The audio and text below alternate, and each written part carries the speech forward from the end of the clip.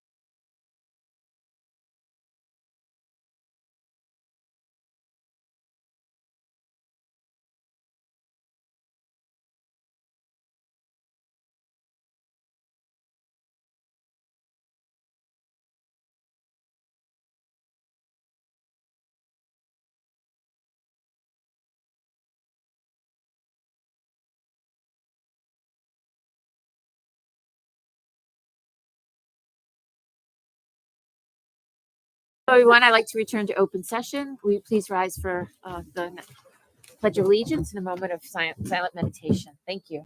I pledge allegiance to the flag of the United States of America and to the republic for which it stands, one nation, under God, indivisible, with liberty and justice for all.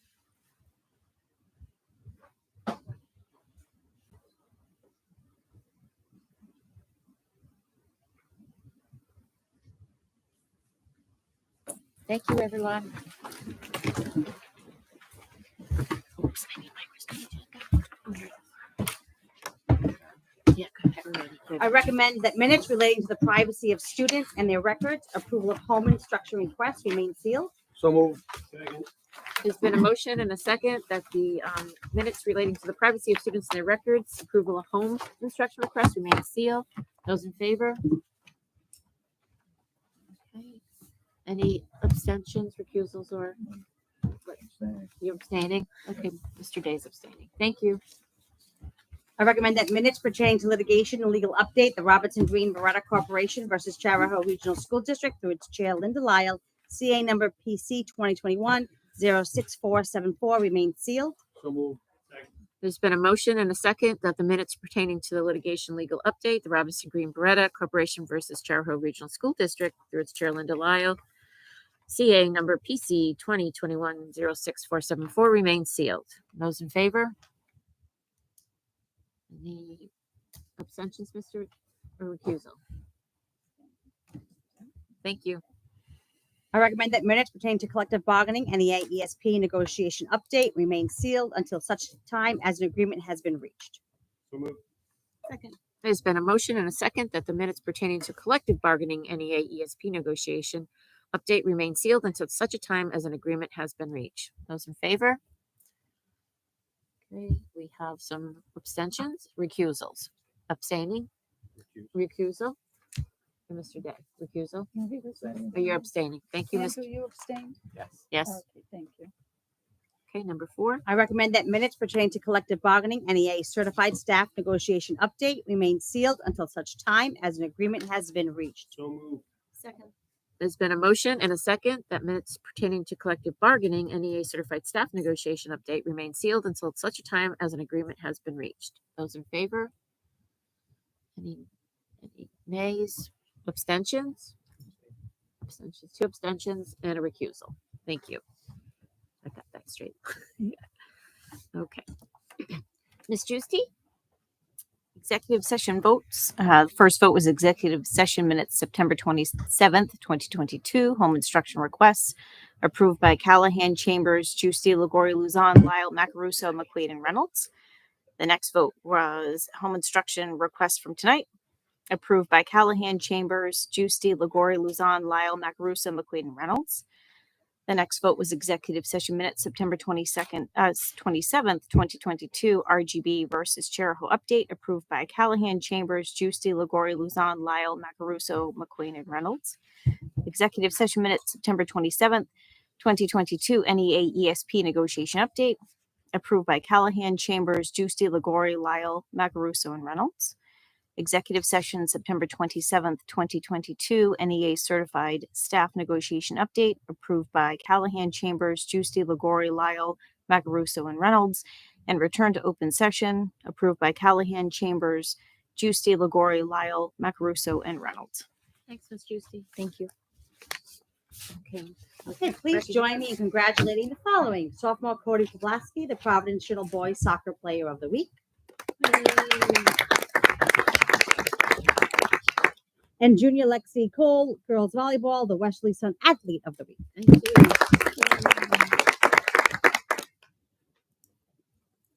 We got two more. Oh, thank you. Okay. High school students Julianne Manlove, Abigail O'Brien, and Dylan Fisher for their assistance with lighting technology during the curriculum town hall on October 6, 2022. They did a great job. And high school junior Erin Von Husen won the varsity A race at the Manhattan College Invitational Girls Cross Country Meet last Saturday in Van Cortlandt Park, New York. She is the first Charahoe girl to win a varsity race at this Wow. event. Wow. Thank you. Congratulations to all. We are at a public forum, so anyone from the public who'd like to speak on matters that are not on the agenda may come forward. Introduce yourselves, please, and hello, Goldie. Hello.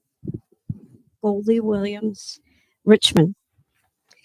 On the curriculum review, you stated that the Cal and special needs students, I'm talking about Mrs. Picard, sorry, don't need to do all their work if they know their subject well.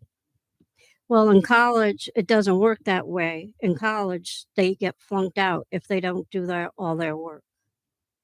I wanted that stated because my son flunked out, my son Tommy, flunked out because he didn't do all his work and because he was told that he can do his work any old time he wanted to, and even after school. Second of all, I wanted to know what's being done about the bullying in the middle and Cala. What's being done about Mr. Zenian stated to me when I told him about the rampant bullying in the middle school that it's not as bad as any other school. Mr. Zenian stated he didn't know what to do about it and he needed help when he was here last. How about punishing the bully if he does it multiple times? How about not having a meeting with the bully and the one being bullied? It only makes it worse. The bully bullies the one being bullied. I also want to know why a 14-year-old student was arrested at Cala. Are you arresting students for having an autism meltdown? Thank you.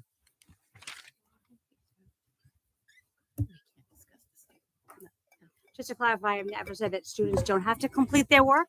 The conversation was about if you had 20 assignments, do you make them only do 12? Because you had referenced something with your son. My explanation was that it's not about the number of assignments a student is provided, it's about the standard being addressed. So if I can show you in one assignment that the standard is addressed and I can apply that standard to my learning and I can show proficiency, that's all that the teacher needs to see, because we do applied learning. Cal is a great example for the build the chairs. However, it's not about the number of assignments. It's about, is the student proficient in the standard that they need to address? And that can be done in a variety of my ways. It's son not based had- on a particular right. number of assignments. Well, my son did 3 out of the 12, and he has dyspraxia and dysgraphia, and he needed help. And And what he year had was trouble in college because of the same issues. What year was that?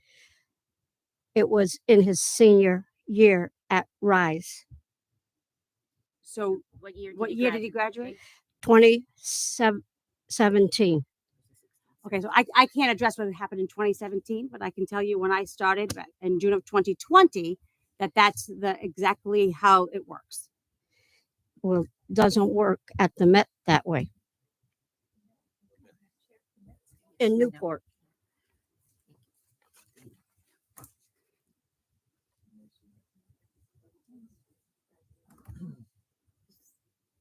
Anyone else, please? No. Okay. Thank you. Okay, so business.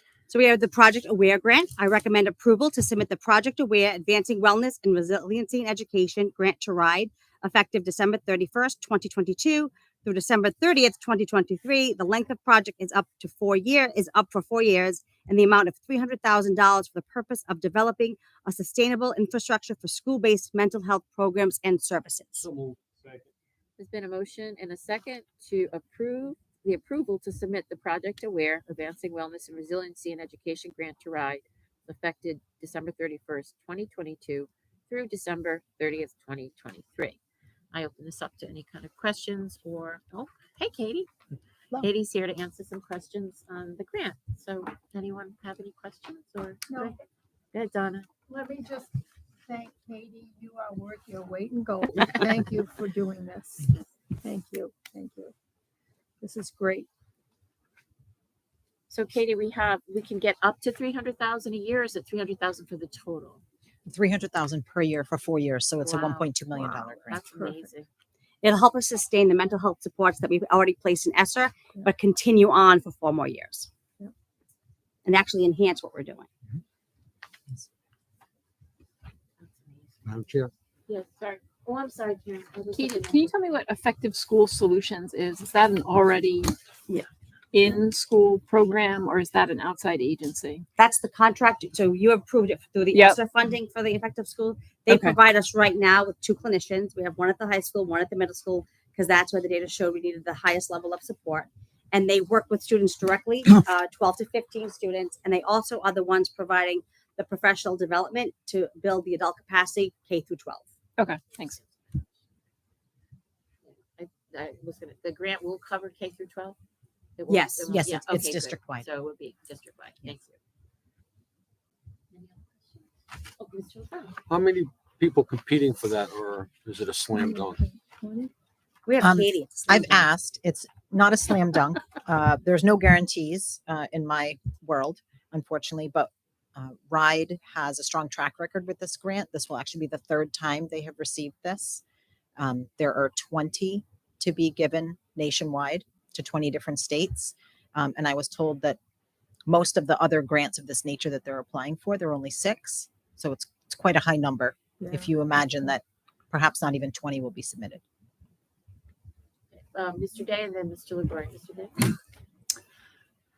Yes, I'm curious as to Project Aware Coordinator, what they're going to be doing for the $75,000 and how many hours a day they're working.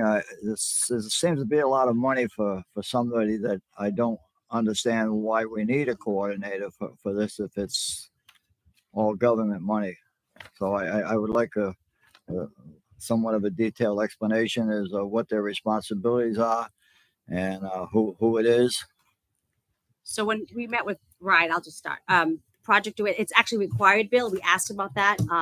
In order to receive the grant, you must allocate a full-time program coordinator. That was a non-starter if you didn't do it. So obviously that money comes from the grant, but they felt like with a $1.2 million investment, that was imperative to make sure that the work was aligned across the district so that they could ensure that the money was being utilized in a way that the grant was designed. So I know Katie reached out as well to RIDE because we had the same question, Bill. I had the same thing. Why do I need to have this, person? So I don't know, Katie, if you want to add anything additional, but it was required. Yes. To answer your question in terms of who this is, they have not yet been identified, but we were required to submit a job description as another part of our grant materials that we submitted to RIDE.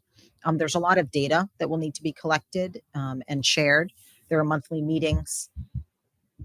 There is also the support for the district team.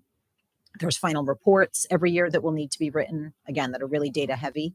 So there are many components that are involved in a full-time individual working on this as a project manager.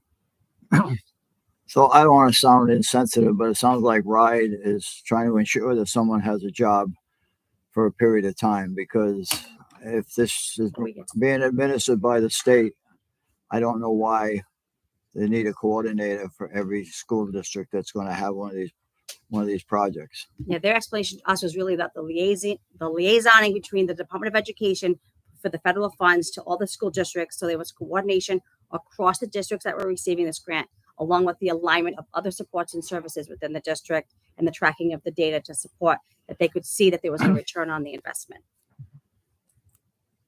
But I did ask the same question. I'm not happy, but I'll go because I think it is a good program, but I think it's also a waste of money, $75,000. Ms. Lori? Thank you. Kate, is this grant, once you receive it, you have to reapply every year? No, you do not. So it's for the 3 years? I As mean, long for as the you 4 meet the, years. you have to meet the requirements. You meet Yes. the requirements, so, okay. Yep, as long as you submit the reports, participate as required, which is what that project manager would ensure as well. Okay, It is 4-year funding. thank you. Yes, If you don't mind, I'll sit here. no, you have to Yeah. stand. So, I don't want to boot around. Oh, no, I'm no, sorry. it's okay. He's got our computer. No, it's just because you need to be at the mic for the recording. Hi, Polly Hopkins. I just had a few questions for you, if you don't mind. In here, it says community-based providers of behavioral care services. Which ones? We're going to be working in partnership, and we have a letter of collaboration with Wood River. Wood River. Is it just going to be them individually, or what about the Olean Center? Any other resources? We had to, there was specific language related to that, and they wanted to have a care-based provider. So I know that another district for Project Aware is working with Wood River, so they're very familiar with this work. I cannot say that we won't be leaning in and collaborating with others, and I'm very familiar with the Olean Center as well. Yeah, I like their work. Gotta wait. I'm sorry, I have a few questions if you don't mind. So Gina, you stated that this would be over and above what we're already doing for our students. This would allow us to extend and enhance what we've already started to put Extend in and place. enhance. Yep. Okay. Is there somewhere I can look at the data that kind of gives life to this need of having all these enhanced features, these extra emotional and behavioral supports in the school? So I'm we not have saying I don't believe it. I just No, haven't yep, seen that data. it's right now. It's not necessarily public. We had to submit data for our grant work around DCYF placements, foster placements, the level of support and need from our students based on requests for the guidance services, social workers, school psychologist reviews. A lot of it comes from the middle school and high school. That it's that day-to-day data that we're asked to collect. Okay, so So it's not necessarily online because it's something that we capture in district, but Survey Works is a place to go and you talk about the kinds of perceptions, how students are feeling about school, how they're feeling about the community, how they're feeling about supports. I've done Survey Works. I know what they're about. But does that show the entire school class? I mean, Survey Works, what's the percentage of people that participate in Survey Works in the school? You'd All say? of our students participate. Well, except mine. The majority of our students participate. Okay. So you'd have a coordinator, and to me, I read this as it's setting up a position, another $75,000 position within the school. You get it established in a few years, it's going to be something that becomes necessary. That's the way I'm looking at this. So would that person be the person that evaluates the students, whether they need? No. Okay. That's just the coordinator. So who evaluates the students? The school clinicians. So we Okay. have our student support services. Mhm. They would be responsible. So we have school clinicians, school counselors, school psychologists. Okay. And I noticed on this, it was outlined for social and emotional and violence, but Project Aware runs, they run seminars on suicide prevention too. And I did not see this in here. At the last school committee meeting, we talked about our youth mental health. So that grant was to fund and support our suicide prevention training for over 16 trainers for the district. And this will actually enhance that work as well. All right. I would like to see some exercise and nutrition in there as well. Just slipping that in there. I think our kids could use more. Yep. Health and Wellness Like Committee yes. actually meets quarterly to discuss the goals, and that is one of the initiatives.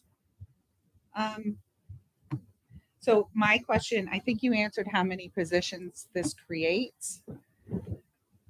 One. Is it Just creates one position, and then we enter into an extended contract with BSS. okay? Extended after a year? Because this is a 4-year grant, it would Okay. allow us to extend and enhance our current contract. Okay, thanks. And I guess the only other question was, how is the data collected? So you're having students with mental health issues. I kind of feel a little creeped out that you're using their issues to collect data to feed a machine to get some results back. And I'm kind of just going off of what she said here, and I wrote it down real quick. How is the data collected? There's actually an outside evaluator as well that's been working on this project for 4 years. That's not connected to the work to ensure that there is not bias in the collection process. So I know that there are certain expectations in terms of how sensitive data is collected, and I'm sure that this will follow all those guidelines. Okay, well, I still feel that's going to be questionable in my mind, though. That's my opinion. Thank you. I appreciate it. Thank you. Does any other school committee member have a question? Ryan did. Brian, you had a question? Okay, thank you. Thank you. On the coordinator, after the grant runs out, do we still need to have a project area coordinator?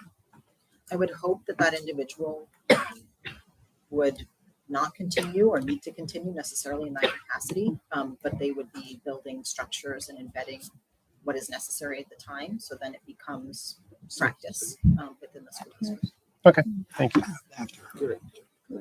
Goldie Williams. Richmond, I was wondering why there's not more autism people like Roden or Autism Project or in with that grant. Because there's a lot more kids, and I've noticed when I was watching the video of Calla that have autism, and you can't tell, but I can tell because I have a son on the spectrum. And I want to know what happens with the grant if Ashley Kalis gets elected and there's a special education ombudsman gets appointed. That's the question. What's going to happen with that grant if the special education ombudsman gets? Governor's It's election. a federal grant. No, not that. The special education ombudsman. We actually already work with special education, local advisory councils, and No, Yeah. no, that's an ombudsman that actually listens to the parents. There's really, yes. Thank you. Mr. Day, thank you. I want to state that I've been involved in emergency services for a number of years, and it's unbelievable the individuals that are requiring ambulances in the Charahoe Wesley area for their mental health issues. So anything that we can do that would help stem the tide that's out there as far as the mental health issues, I think we should do. This is grant money. I know it indirectly it's our federal money, but it is not coming out of the local taxpayer's pocket. So even though I have some reservations about this coordinator's job, I think that we need to do this, and we need to do more. And I'm going to continue to beat on that issue as long as I'm alive, because I have worked with individuals in need of special services, and it's just unbelievable the amount of calls that the ambulance corps are receiving for altered state of mind and young and old. So it's a big issue, and the pandemic, I think, had a lot to do with it, but it's still carrying over. So I'm very supportive of it in spite of my other issue. Thank you, Mr. Day. Ms. Jenkins? When the League of Women Voters interviewed us for the publication that just came out this week, I said, and I think several other people said that around the area, that mental health is probably our biggest challenge in the school district. It's my number one. It's one of my major concerns. So thank you again, Katie, for doing this. I fully support it. And I wish you luck. I hope we get it. Yeah. Thank you. Anyone else? So we have a motion and a second, and we have discussion. So now I'll move it to a vote. Those in favor to approve the submission of the Project Aware grant? That's unanimous. Thank you. Thank you. Thank you, Katie.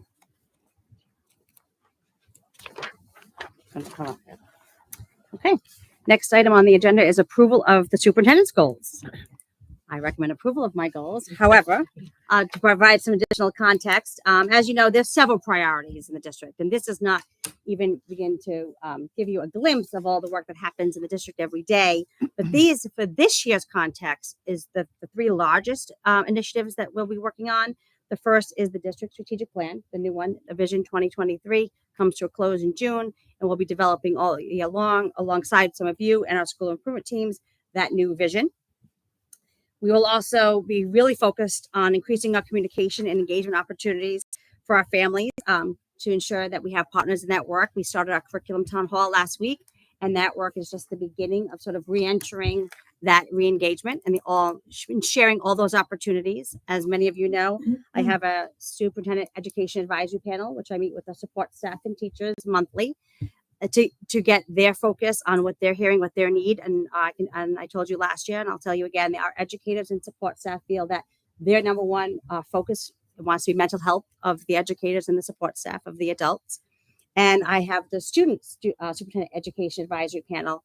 And like I told you before, they're going to run the world someday. And they also have a very high initiative around mental health and feel like their peers from grades, and I meet with grade 4 through 12, believe that that's a high level of concern for them as well. But overall, they allow me the voice and the engagement to ensure that we elevate student voice, elevate educator and support staff voice, so that I hear what their needs are based on the overall need across the schools. They have ears to the ground. They share what our meetings are about, and then it's just an opportunity for them to engage really in a small group with me. But we will continue to do that. We have a lot of initiatives planned for this year. I'm happy to say that Odyssey is coming back. We are rethinking, and making sure that levels up our student voice, so they really are facilitating that day with our adults more as that background and support. So we're looking to do that. Susie Scanapico, Dana Hall, myself, Dr. Camella, along with Krista Merritt and Director Orth, will be sort of sharing that team to ensure that we meet bi-weekly to really make that an experience that our community has enjoyed in the past and will continue to enjoy. So that's about March 31st. And then the last goal for the year, obviously, is the budget, which budget process starts already. We are in it and moving forward. As you know, it's an important piece. We worked a lot last year to make it even more transparent than we have in the past, to try to use our FAQ documents and budget flyers to provide some information and some context. We are going to continue to do that with the budget as well, as that will be our next town hall, will be around the budget. So this way it allows families an opportunity outside of the school committee to talk through questions they have.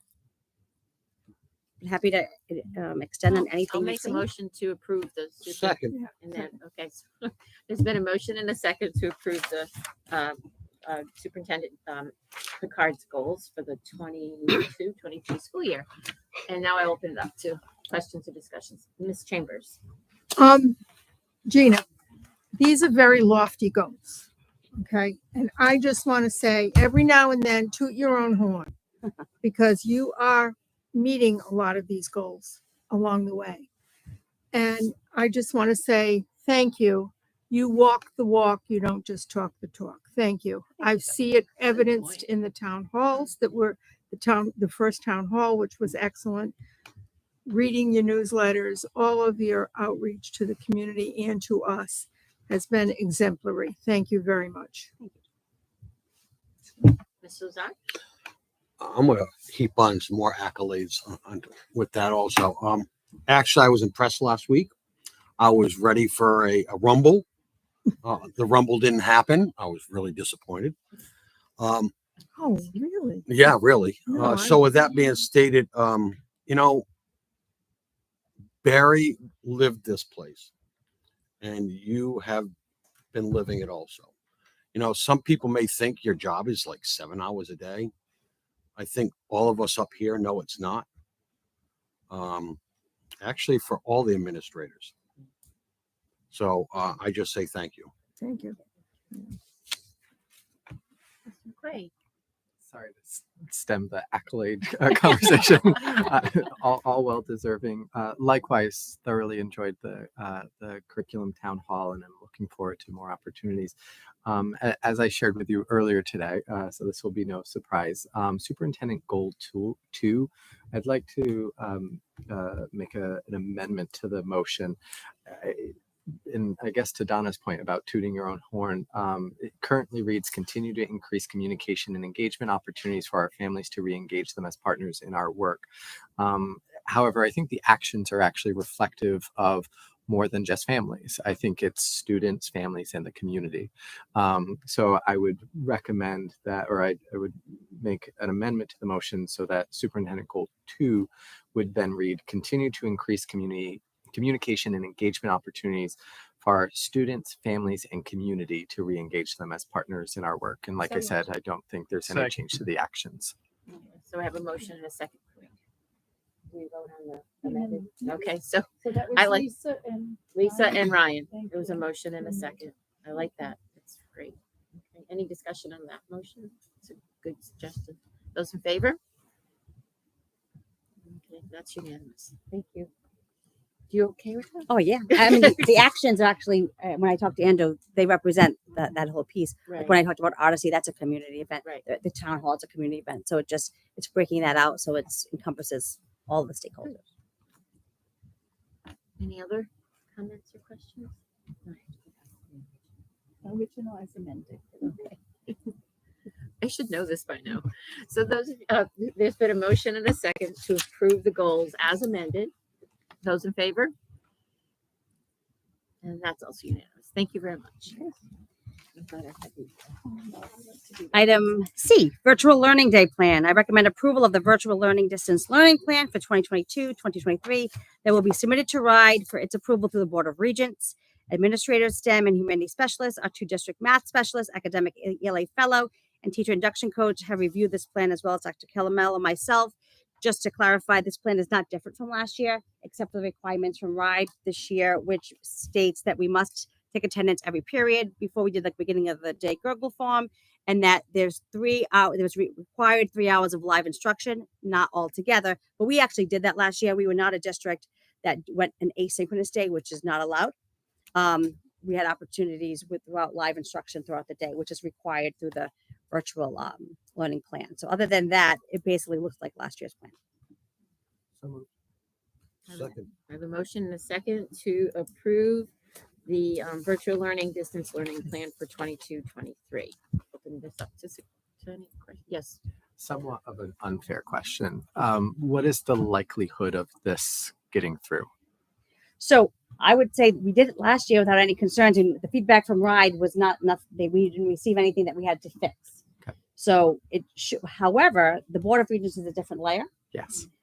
So that's I don't know. So we are submitting that plan. I know that they're meeting again in November. So just to be clear, I won't be able to pull any DL days should something happen sooner than that, because we need the Board of Regents approval. Yep. With that being said, the difference would be it's also up to 5 days. So once you hit 5 days, you can't go beyond that. And with our plowing situation being a little different than it was last year, it will be for an interesting winter.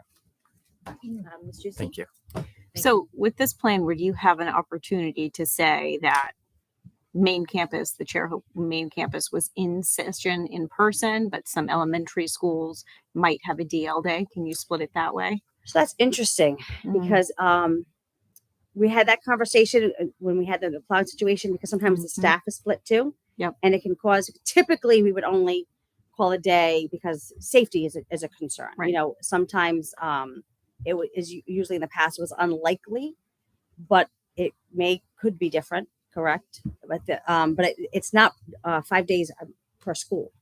So It's 5 once I days call per- it, So it's 5 days counts per, as one for the district. per district. Okay.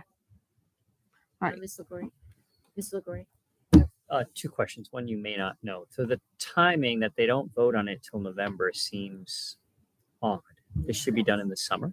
Do you know if that will change in the future? So I don't know if you recall, I mentioned at right around springtime that we had been asking if the virtual learning plan guidance was going to change, and they said yes, that they would be forthcoming. And I asked April, May, June, July. Okay. We received it mid-September, and my response was, "This would have been really nice to have prior to us all leaving for the summer, so we could be prepared, especially in a district, where the largest region in the state." Okay. My second question is just about messaging. So on item F, at the bottom, it says a message will go out stating no school dash distance learning or no school, no distance learning. Yes. I'm not sure no school dash distance learning. There is school. Yes. There isn't no school. Right.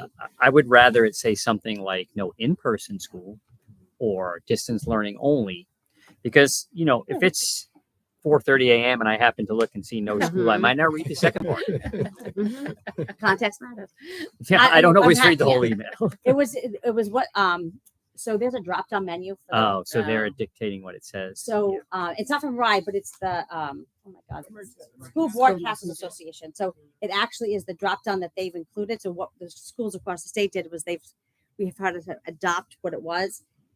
But with that being said, it doesn't mean that our text message Gotcha. can't say Gotcha. what you just Okay. said. Okay. Mr. McQuaid? You can also potentially work with the emergency broadcasting system to change those drop downs. I've unfortunately been in a position where I've they've needed asked us to. if we wanted to update. So it's only but there's so many characters, and then Yep. to your point, we've had a conversation too about school technically is open. It's just the school building is not. You still have a question? You had your hand raised. Catherine Calasanti from Richmond. Could you just tell me the purpose of it being limited to 5 days? That would be a question for the commissioner. That's what we were told in the guidance, that we could only use up to 5 days. I see. Okay. Thank you. Okay. So we have a motion and a second to approve this plan. And no more discussion. I'll go take it to a vote. Those in favor? Thank you. Okay, that's unanimous. Thank you very much. Okay. Consent agenda. Yeah, consent agenda. Susan, are you doing the? You ready? Yes, sir. Madam Chair, make a motion to pull A1 and A2. Sure, the minutes. Thank you. Any other folks? Anybody need to pull anything else? Mr. Day. I have a question on the transfer. Okay, that's B. So you want to pull that? Okay, so you have your question. Any others? Seeing there's none, Madam Chair, I make a motion to move the remainder. But before I do, I would like to acknowledge the donations. 1, anonymous donation of 80 student chairs and 12 teacher desk chairs to the middle school. 2, donation of $250 from the Special Olympics Rhode Island to the middle school. 3, donation of $500 from Community 2000 Education Foundation to the CTC Culinary Arts Program for the Community Thanksgiving Dinner. And 4, donation from Gotham Greens, Providence, Rhode Island of 144 hydroponic seedlings valued at $2.50 each, for a total donation of $360 to the Richmond School Greenhouse Project. Thank you for. A second. Yep. We got a motion and a second. Those in favor? Thank you all for those donations. That's awesome. Madam Chair, Yes, sir. make a motion to approve A1 executive session minutes of September 27th, 2022. Approval of executive session minutes of September 13th, 2022. Minutes not sealed. There's been a motion and a second to approve the executive session minutes of September 27th, 2022. Approval of executive session minutes of September 13th, 2022. That's not sealed. Any discussion or comments on those minutes? No? Take it to a vote. Those in favor? Any abstentions or recusals? Nope. that was the one. Madam Chair, Yes, sir. make a motion to approve A2 regular session minutes of September 27th, 2022. There's been a motion and a second to approve the regular session minutes of September 7th, 2022. Any discussion on those minutes? No, those, take it to a vote. Those in favor? Any abstentions or recusals? No? Okay, that's, Okay, Yes. Madam Chair, yes. make a motion Wait a minute, to, not yet. oh. We have a, Oh, he's oh, gonna do I it, yeah. can make a motion. Sorry. Madam Chair, make a motion to approve B, the transfers. Second. There's been a motion and a second to approve B, the transfers. Now I give the floor to Mr. Day because he has a question. Mr. Day, you have a question. Yes, I noticed that we're taking $8,000 from the SAF parking. So as I understand, this money that we receive for parking, we put in the SAF account. That I'm a little confused as to why it's in the SAF account and not in our budget anyway, because this is school money, not class money, not donations from other individuals and stuff like that.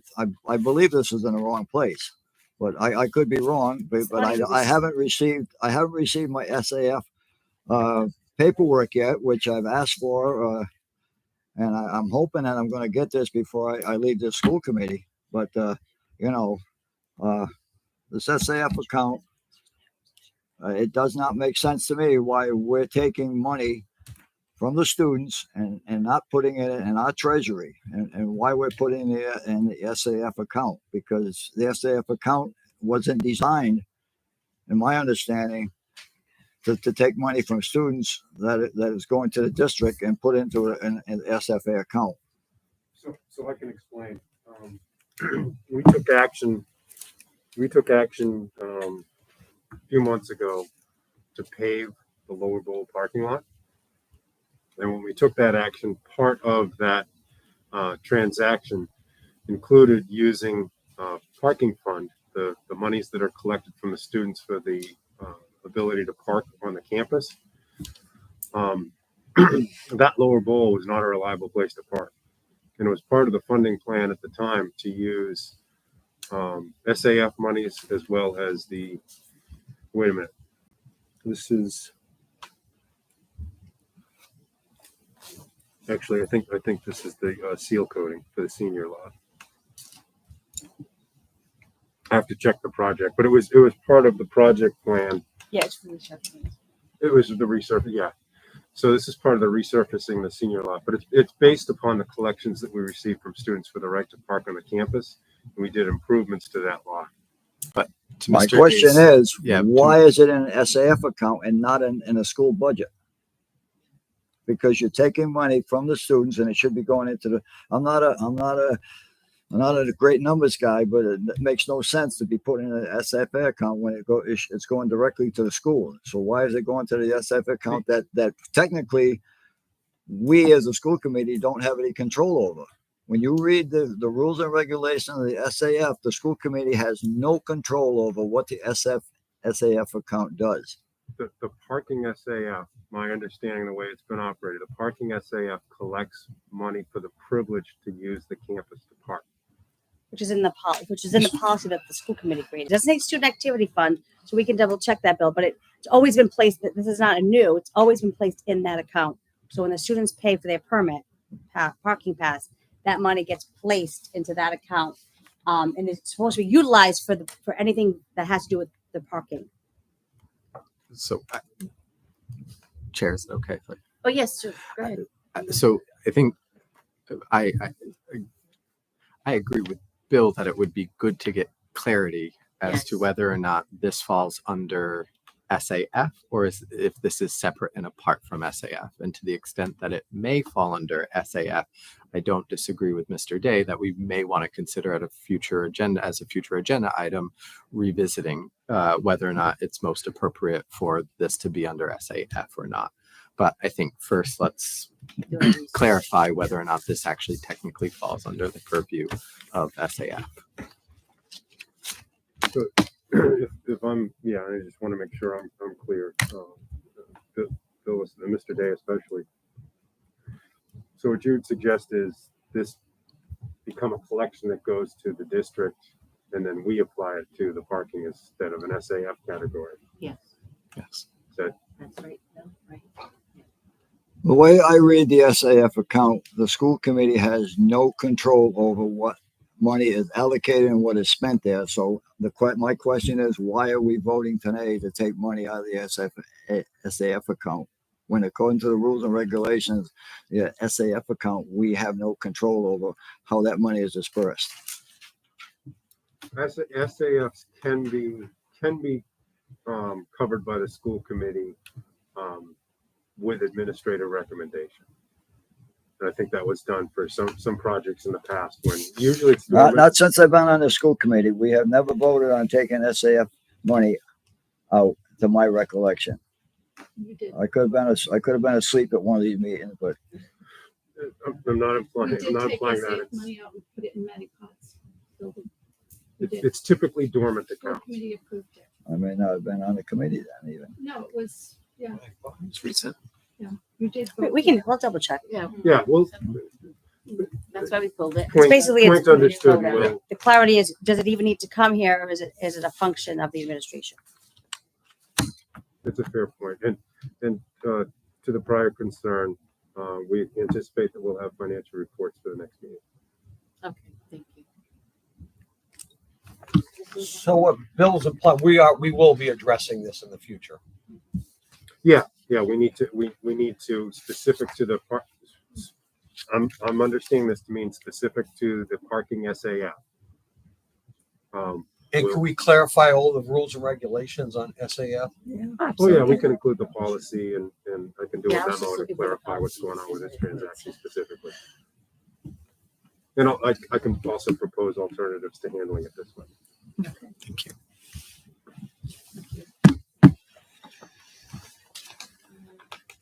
Do we have a motion?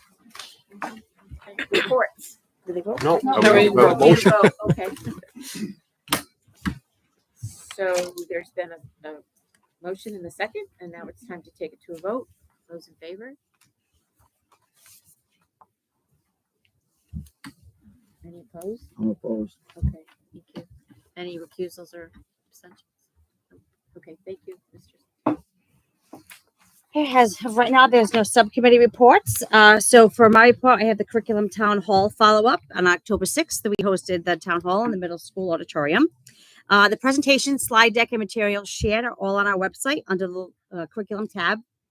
We also created a frequently asked question document where we gathered questions that we are typically asked, some that you heard at that town hall, and then we provided responses for families and community members who could not attend that town hall, so they would see the messaging. And then our goal is that throughout the year, as principals, teachers meet with us during DCPC, school improvement teams, we can continue to collect those questions and use that as our messaging ongoing, like we did for budget season.